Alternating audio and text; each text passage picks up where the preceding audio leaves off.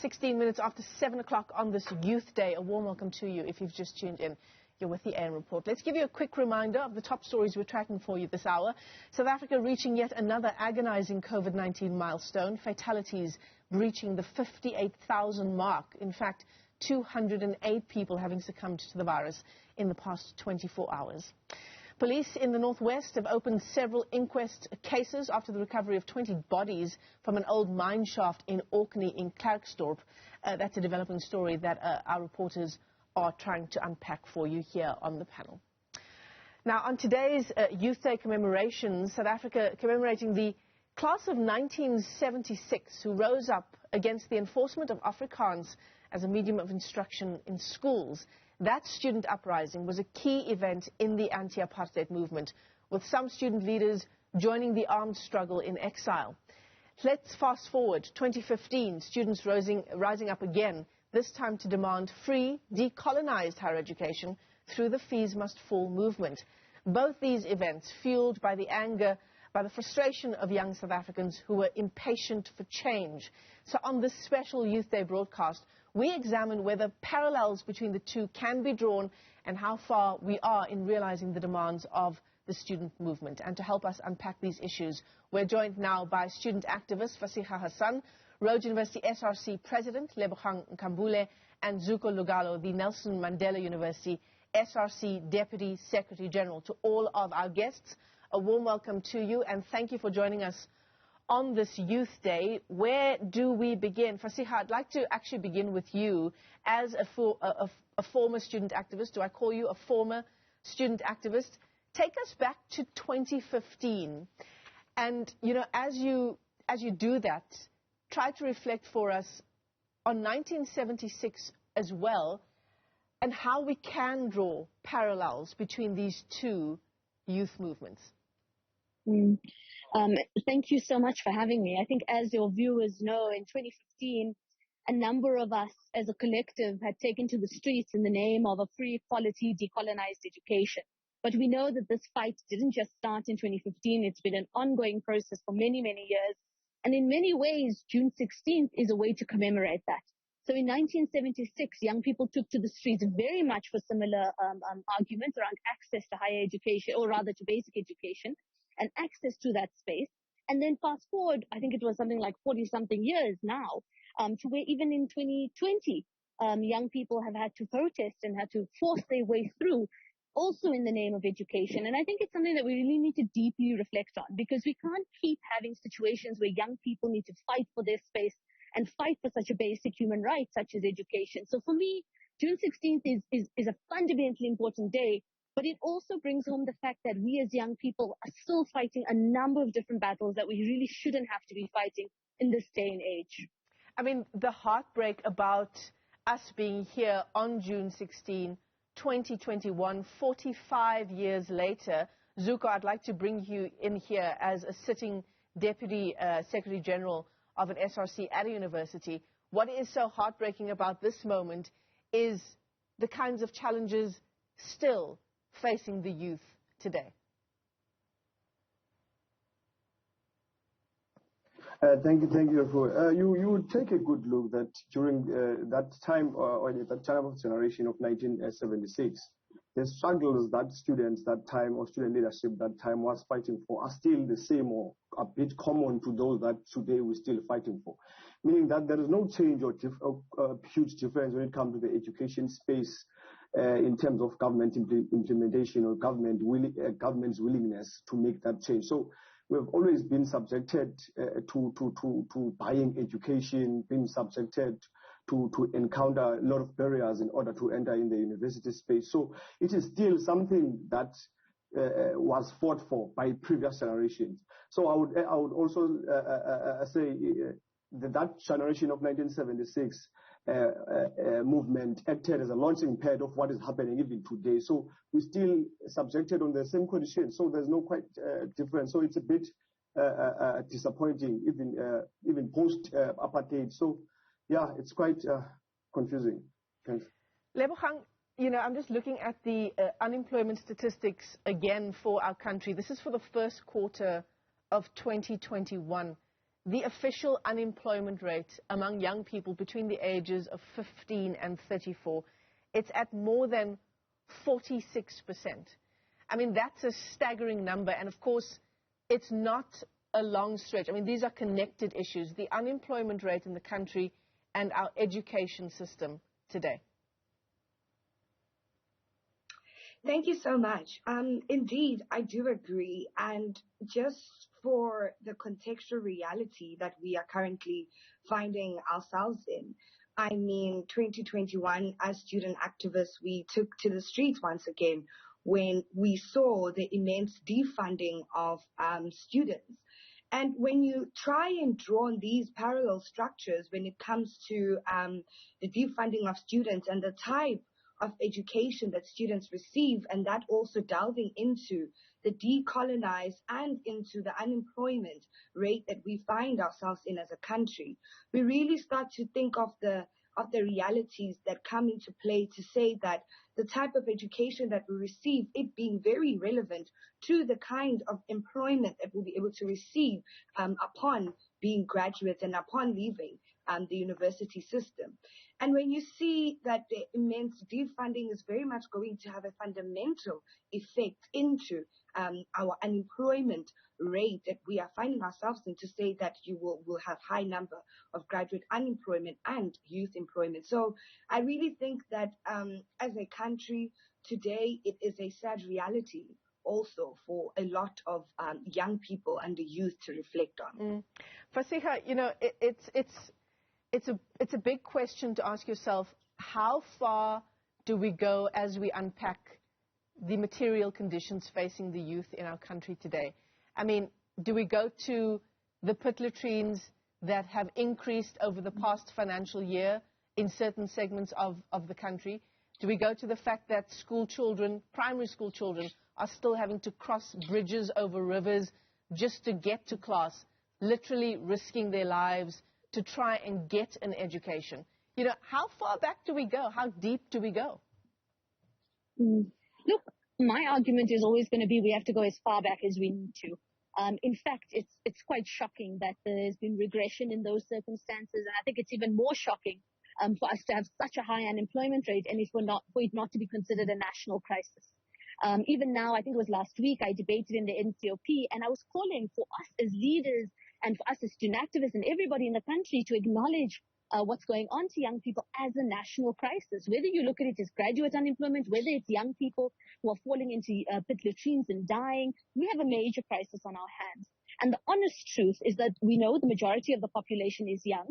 So for me, it's not something where there's an end goal or there's a stop point, right? It's about achieving different milestones along the way. I think where it's easier to become disillusioned is when you don't feel like you're making progress towards those milestones. Yeah. And that's why I think today's conversation is so important, right? In 76, there were major protests. In 2015, there were major protests. In 2021, there are major protests. What does that say about the progression of the system? What does that say when young people have to continuously take to the streets to fight for our human rights? And that's something that we as society really need to reflect about. Zuko, as you listen to what Fasiha is having to say, I mean, that's an important point, isn't it? You know, the student protests are one thing, but how do we ensure that actual gains are being made every year, that it's not just protest season one year after the other, but that we're tracking certain goals being reached in terms of what those protests are demanding? Yeah, you see, you would find that before every formation, especially in the issues of high learning, go to the streets, they first sit on the boardrooms with university management, and some in their various structures, SAUs and other formations, they sit with department and other structures that are relevant stakeholders to that specific space. So you would find that these people really listen to the demands, they take everything, but in terms of implementation, they're moving with the total space. So it has always been a general crisis that we sit on the boardrooms, we agree on everything, but in terms of implementation, there's nothing that takes place. So which is a problem, and I think it's something that has always been happening back then. And I believe that there is only one thing which government lacks, is political will. There is nothing else. They just lack political will. You would find that young people are revitalized now. They really know what to do. They are aware of their own struggle, and they want to address them. But those that are in strategic places to implement those things, they are moving with the total space. So it's a crisis that I think is going to take time until we will find a new solution. Besides expressing maybe ourselves on the street, but in the meantime, we're still having this one of expressing ourselves in the street. Maybe we should continue with it until we exhaust our options. Yeah. I think that's it. Yeah, Lebogang, there's a new political party on the block as we build up to the local government elections in October. It's a youth-only political party. It's called Us the People. Is that a valuable tool as we unpack today the challenges facing young people in the country, a political party solely for the youth? I think for me, I'm one person who always argues that it is so important for young people to contribute to the national discourse. In each and every single crisis that we have found ourselves in, and this having to contribute to the 1976 youth, 2015, 2016, 2021, young people have always been at the forefront of contributing to the national discourse.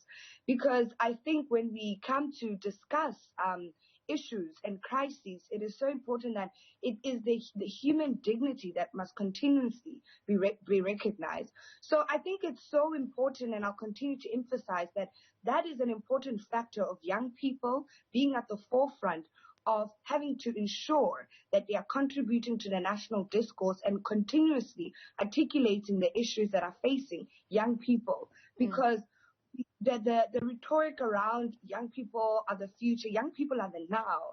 It is us as young people that will be entering into these spaces, having to ensure that the implementation, as Zuko is speaking, is enacted. So I really think that is fundamental into the trajectory that we want to move into more specifically as a country. Yeah. Fasiga, as someone who is now in that space, so many points being raised by the rest of the guests on our panel today, the issue around a lack of political will. Lebogang talking about the importance of young people contributing to the national discourse. But of course, it's a stretch further. We need those young people to be in actual leadership positions where they're able to make decisions and make real changes. I fully agree. One of the problems that we at risk of is youth tokenism. So you have a few young people, you sprinkle them in there, and you're like, wow, we've got youth representation. When in reality, are we making enough of a change in the decision-making table? And that's why I fully agree with you. We need more young people in leadership positions. We need to change that political will, but it's also about how we leverage that for other young people to enter into the space. So when I look at my role, it's not just about being an MP or an MPL. It's about how do I open up the space for more and more young people to enter, such that it's not an anomaly to have young people in this space. It must never be, youngest MPL. I actually want to overcome that, because we want to have more and more young people in this space, such that we have actual numbers and an actual way to change the outcomes of a lot of the decisions. Because right now we're saying what we need to say at the boardroom table, like Zuko said, but is it really being implemented on the other side? And I think there's a much broader discussion to be had about that. And more importantly, about the role that we have as young MPs. So we can debate in the NCOP, in the National Assembly, legislature, which we do, but is it actually coming out the other side? And I think that's where we need to be focusing our energies toward. And I mean, the point has been well made. There are policies in place. The right things are being said by the people who need to say them. But that's pretty much where it ends. Exactly. And if you look at the executive, right, so let's put legislature aside. If you look at the executive, do we have enough young people in ministerial, in deputy minister positions, as MECs? How many young people are in our governmental departments as DGs or DDGs, director generals or deputy director generals? How much influence do we actually have in the executive space, which is where the implementation of that policy comes through? And that, for me, is the much bigger battle. For me, that's like, how do we get more young people to actually be at that table and actually be the ones who make those decisions and do that implementation? And in terms of youth representation, I don't think we're where we need to be. Not nearly enough young people are in that space. I'm going to ask our guests to stay with us as we continue our discussion on this Youth Day 2021. Those commemorations taking place at the Hector Peterson Memorial this morning, and we're live there as well throughout the morning. It's just gone 7:31. Let me give you a reminder of your headline stories. Cabinet has therefore decided to move the country to alert level 3. And there you have it. President Cyril Ramaphosa moves the country's lockdown alert level 1 notch higher, now at level 3, as you just heard. It's to deal with a third wave of infections that's threatening to overwhelm our hospitals. At the same time, South Africa reaches yet another agonizing COVID-19 milestone as fatalities breach the 58,000 mark. 208 new deaths were recorded in the past 24 hours alone. Today marks 45 years since Soweto students took to the streets to protest against the use of Afrikaans as a medium of instruction. It's the second Youth Day commemoration under the COVID-19 pandemic. And police in the northwest have opened several inquest cases after the recovery of 20 bodies from an old mine shaft in Orkney in Klerksdorp. When we come back, we're live in Soweto. That's where my co-anchor Ayanda Nyati is standing by at the Hector Peterson Memorial with the latest ahead of the main commemorative event taking place there. We'll also wrap up our discussion on this Youth Day with our panel of guests.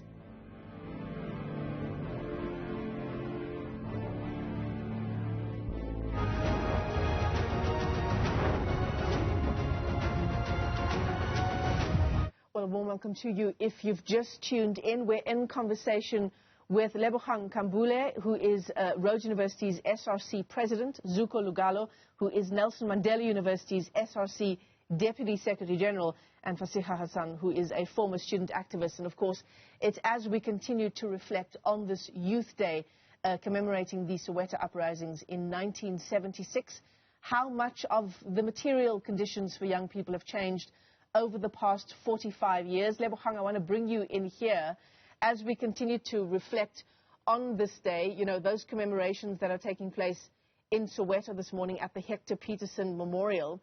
Does it feel, I want to call it perhaps shallow, having those commemorations, given what the youth still face in our country? I think it's a very important commemoration to make as a country. Having to also be cognizant of the issues that young people still face. I really think that when the youth of 1976 fought for their right to education, when we see further student movements, it sort of is a form of graduating, because what we are seeing now is having to call for that decolonial education to exist, to say that let all of these spaces that we have fought for to even be able to access the means of education. And now we are fighting for that education to still be able to access it, but to also ensure that it is in the context of also our lived realities as young people. So I really think that it is important to commemorate that, because those are immense contributions that have been made by young people in this country. So I will submarine there to say that it is quite important that we recognize this, even us as ourselves, as young people, the contributions that have been made by the youth of 1976. Yeah, absolutely. Zuko, as a young person yourself at an institute for higher education, you know, for the rest of this year and for the year ahead, what is your agenda as the SRC at Nelson Mandela University to try and take this fight for a whole range of things, but including free decolonized education, even further? Thanks, Refu. You see, I think part of our agenda, which would act as revolutionaries to just activate or revitalize the revolutionary morale of the students before we even begin with what we really want to see happening. For example, you would find that we're still having a lot of issues around NSFAS, even though NSFAS has turned into a basari, it's still no longer the same way it was back then before it became a basari. I think they're creating some smaller problems around that. But just to make the discussion broad, we really want to create just a conducive space for those that are coming from the poor and the marginalized, conducive and an inclusive space, or in general to create an inclusive education system across the university. So we would like to see changes taking place. Also on the institutional side, we would like to see black progressives that are going to speak unto what a black child really wants to see happening in their lives. So it's a discussion of us trying to emancipate or liberate our people in the education space. Yeah. Thank you so much. Yeah. Fasiha, your final comments. You know, one of the other things I wanted to actually put to this panel is the members of the student uprisings in Soweto in 1976, those who were actually students on the day there, who were running from police, who saw their friends gunned down. And I mentioned this earlier, Themba Maseko comes to mind because he was a 12-year-old student at the time who went on to work in various government portfolios, including education. Ironically, it gives you sort of that question in your mind about whether people like him are satisfied, one, with how far the agenda has moved for young people in South Africa, and secondly, you know, the government question, where we are as a country now in 2021. Look, we can't speak for other people, but I do think that anyone who's looking at the situation with open eyes, of course we've made serious gains since 1976, no doubt. But is that enough for us to say that we are done as young people fighting, number one? And number two, are we truly happy with the state of things for young people? And by and large, when you speak to young people, especially, you know, an ordinary person, a lay person, they'll tell you they're very unhappy. They'll tell you how they can't find a job. They'll tell you how they don't have access to education. They'll tell you how they feel disillusioned. And if the majority of your population is saying that, then I think there's a bigger question that needs to be asked. And I think there's a greater role for us to be playing. So in as much as there are many people who are activists and liberation fighters who are now in government and in executive positions, I don't think that absolves us or anyone else of doing the right thing or of furthering the cause of young people. Actually, in many ways, we should be holding ourselves to a higher standard. And I always say this, just in closing, that apartheid should never be the yardstick. And as much as we've come incredibly far, we cannot continuously compare what we have now to an incredibly awful and oppressive situation. We should create a new standard and a new norm. And that's for us as young people to decide what that looks like. And it's for us as young people who are really going to take the helm. So I just wanted to dispel this notion that young people are apathetic, that we're waiting for a handout, and that we're not involved. That's completely untrue. Young people are ready to lead. We're ready to take over the economy in the space. The truth of the matter is that are we going to kick down the door to do it, or is the door going to be opened by those who are sitting there? That's the question that we need to be asking. Absolutely. And that's, I think, a perfect point to close our conversation on. Thank you so much to all of the members of our panel discussion this morning. We're trying to unpack so many big issues on this Youth Day. We appreciate you joining us. Lebogang Nkambule is from Rhodes University, the SRC president there. Zuko Lugalo is Deputy Secretary General for the SRC at Nelson Mandela University. And, of course, Fasiha Hassan, former student activist. Thanks very much to all of you.